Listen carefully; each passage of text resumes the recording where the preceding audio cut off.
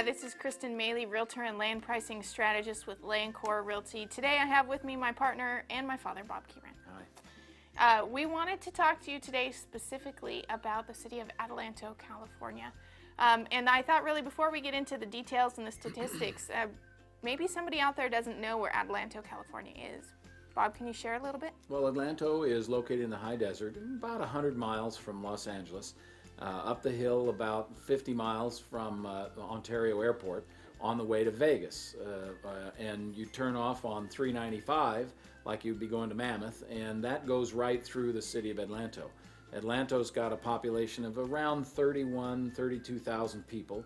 It has lots of new housing tracts and a whole bunch more that are on the books getting ready to come. Land prices swing wildly from industrial and commercial, which they're very aggressive in getting industrial and commercial people in Adelanto at $100,000 an acre or more, down to properties located quite a ways from the city center to $1,000 an acre. So, and it's a huge area that has a very aggressive growth attitude. It does. Yes, it does. It does really. And I thought maybe let's get into those specifics and statistics. For the city of Adelanto, there have been 26 sales in the last 12 months. 26. 26. It's kind of not as many as I actually originally thought. Sales, raw land sales. Right. This is not commercial. This is not residential. Just vacant land parcels. There are currently 8 in escrow as we speak right now.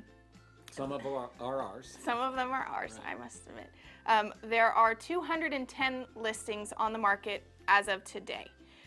Of those, it looks like in the last 12 months, 128 of them have expired. Now, what an expired listing is a real estate agent takes the listing for a specific price and for a specific length of time. Now, once that length of time has run past, it now goes into expired. And either they can relist with the same company, a new company, or they can readjust the price. Now, there's a possibility of these having hit the market and then the sellers just decide, I want to take it off. It's not the right time for me right now to sell. But like I said, 26 have sold in the last 12 months, and there are currently 210 on the market. Yeah, so basically, what are you talking, 10 or 12%? Something like that. And the buyers really have their choice Right. of those properties. Right. The bottom line is that it's all about price when you're selling a piece of property. It's price, price, price. The three things that in selling a piece of property are price, price, and price. When buying it, it's location, location, location. Yeah. Price is what determines if it's going to sell or not.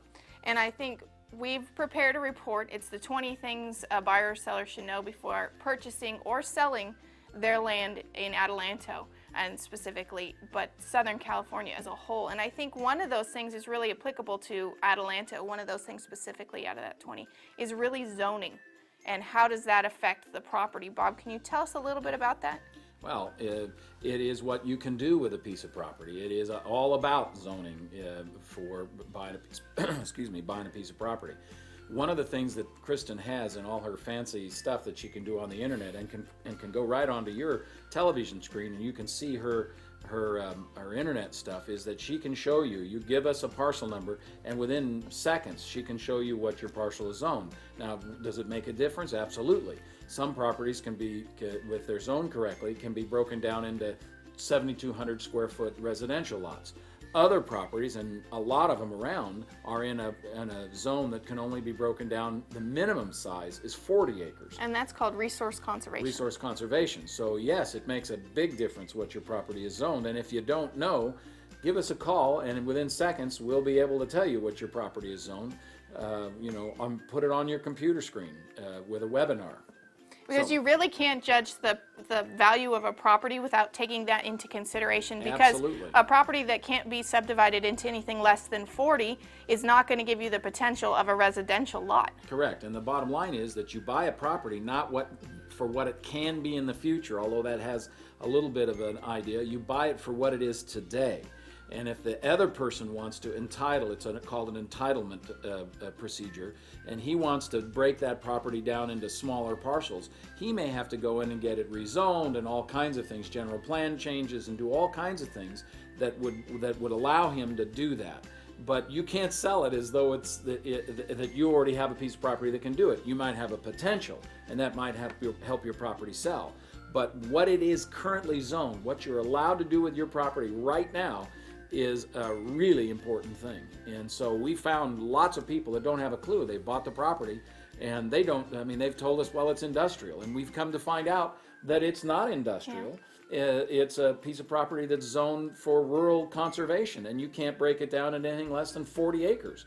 And it's a general plan amendment when you want to, and that starts at $8,500. So the bottom line is that you really need to know it, and if you don't know, give us a call and we can help you out with that. Sure.